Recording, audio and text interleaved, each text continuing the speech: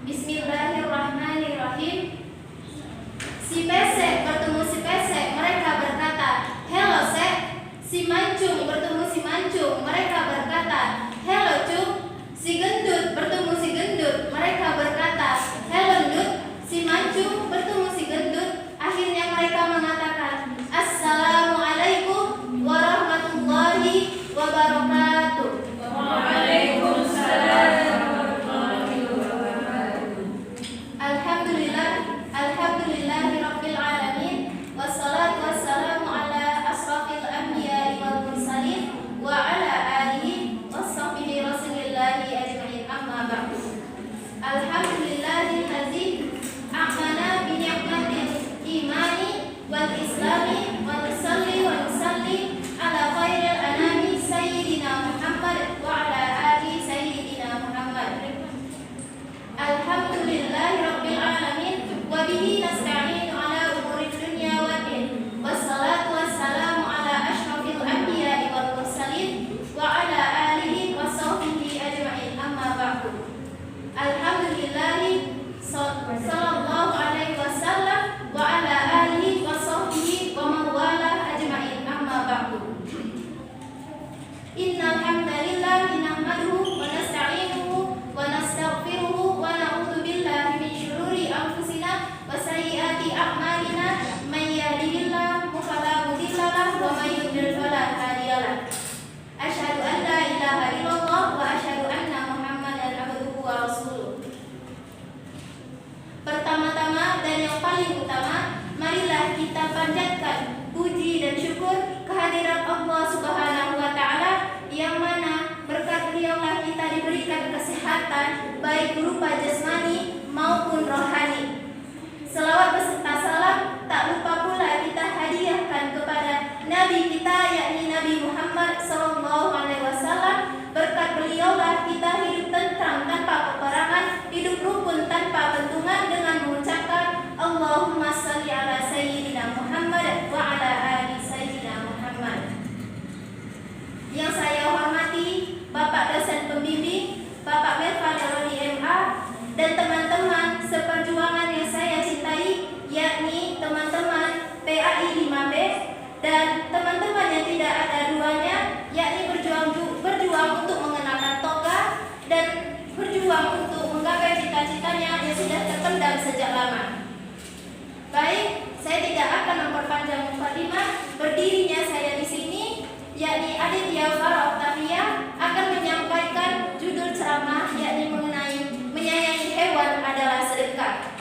Jadi bukan hanya pasangan yang kita kasihi, bukan hanya pasangan yang kita cintai, namun juga hewan yang ada di sekeliling kita, makhluk ciptaan Allah yang patut untuk kita kasihi dan sayangi. Hadirin rahimakumullah, Islam mengajarkan kita, Islam mewajibkan kita untuk menyayangi makhluk Allah yang ada di muka bumi ini, yakni termasuk hewan. Karena Allah juga memerintahkan kepada kita untuk tidak menyiksa hewan. Terkadang ada hewan yang digunakan untuk pekerja yang diberi muatan terlalu berlebihan dan bahkan hewan itu sampai mati. Na'udzubillahi min dzalik. Allah menciptakan manusia, Allah menciptakan tumbuhan, Allah menciptakan jin sekalipun, itu merupakan tanda kekuasaan Allah, yakni Allah memberikan amanah kepada manusia untuk menjaga ciptaannya di muka bumi ini. Hadirin rahimakumullah, di dalam Quran surah An-Nur ayat 41, A'udzubillahi minasyaitonir rajim. Bismillahirrahmanirrahim. Alam tara annallaha yusabbihu lahu ma fis samawati wal ardi wat tayru saffat. Kullu qad alima salatahu wa tasbihah. Wallahu alimun bima yaf'alun. Yang artinya, ketahuilah bahwa kepada Allah lah tempat bertasbih, baik yang ada di langit dan ada di bumi, dan juga burung mengembangkan sayapnya. Sungguh masing-masing mereka mengetahui cara bertasbih dan berdoa. Allah mengetahui apa yang mereka kerjakan. Di sini saya ingin bertanya kepada teman-teman semua,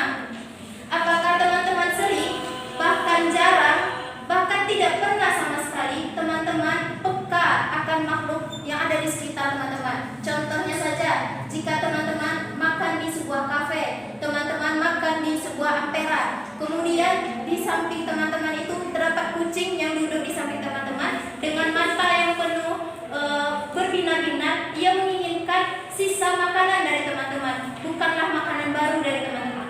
Apakah teman-teman membiarkannya atau bahkan teman-teman merasa iba kepadanya? Saya ingin bertanya dulu.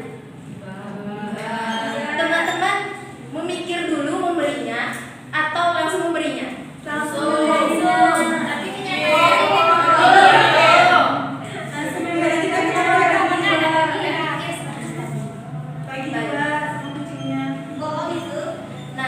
Tapi dapat kita ketahui bahwasanya Allah memerintahkan kita untuk menyayangi hewan yang ada di sekeliling kita. Bahkan di dalam hadis riwayat Abu Daud, ittaqullaha fi hadhil bahaimi wal mu'jamati farkabuha salihatan wa kuluha salihatan, yang artinya bertakwalah kepada Allah dan hewan ternak yang tidak bisa berbicara ini, tunggangilah ia dengan baik dan makanlah ia dengan cara yang baik pula. Hadirin rahimakumullah, hewan ternak yang digunakan untuk dimakan, diambil susunya, bahkan hewan kurban sekalipun tidak luput perhatian dari Rasulullah SAW, yang mana Nabi Muhammad SAW malah memerintahkan kita untuk mengasihi, menyayangi hewan tersebut. Seperti kisah seorang wanita yang disiksa di dalam api neraka karena ia mengurung kucing tanpa diberi makan, tanpa diberi minum, sampai ia mati. Dan bahkan kucing itu tidak diperbolehkan untuk memakan serangga. Na'udzubillah min dzalik. Hadirin rahimakumullah, sangat banyak rahmat yang kita peroleh jika kita menyayangi hewan di sekitar kita. Yang pertama, kita akan memperoleh pahala sedekah di dalamnya. Karena Allah juga telah berfirman kepada kita bahwasanya ketika kita memberi makan makhluk yang bernyawa, yang memiliki detak jantung, maka kita akan memperoleh pahala kebaikan di dalamnya.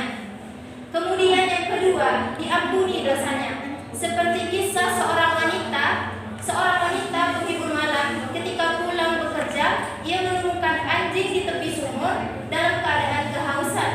Dan wanita itu segera membuka sepatunya, kemudian mengikat kerudungnya di sepatunya dan mengambil air di dalam sumur dan memberikannya kepada anjing tersebut. Maka diampuni dosanya ketika itu. Di dalam hadis riwayat Bukhari. Yang ketiga, bahwasanya jika kita menyayangi makhluk Allah, yakni hewan di sekeliling kita, kita akan disayangi oleh Allah Subhanahu wa taala. Yakni kita akan disayangi oleh penghuni langit. Hadis riwayat Muslim. Hadirin rahimakumullah, maka dari itu kita sebagai manusia haruslah mempunyai rasa kasih dan sayang kepada setiap makhluk Allah, makhluk ciptaan Allah, agar kita bisa menjaga amanah Allah, yakni menjaga ekosistem yang